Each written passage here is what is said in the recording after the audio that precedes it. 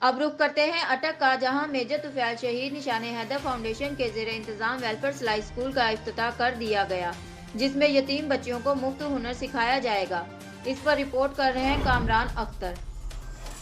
Major طفیل شہید نشان Haider foundation کے زیر انتظام ویلفیئر سلائی اسکول کا افتتاح کر دیا گیا، جس میں یتیم بچیوں کو مفت ہنر سکھایا جائے گا اور عام طلبہ سے صرف 50% فیس لی جائے گی۔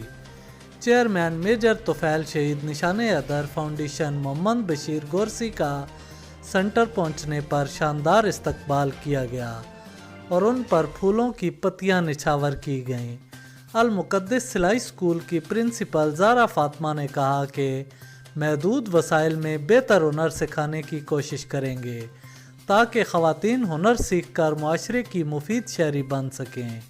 مہمان خصوصی محمد بشیر گورسی نے کہا کہ ادارے نے پہلے ہی 50% فیس کم کر کے قربانی دے دی ہے۔ اس کے باوجود جو بچیاں فیس نہیں دے سکتی، ان کی ذمہ داری ہم لیں گے تاکہ کسی کی بیٹی فیس نہ ہونے کی وجہ سے پیچھے نہ رہ جائے۔ یتیم بچیوں کی فیس بھی انہوں نے اپنے ذمہ لینے کا اعلان کیا ہے۔ انہوں نے کہا کہ علاقے کے ہر گھر میں علم و ہنر کی شمع روشن کرنے کی خواہش ہے۔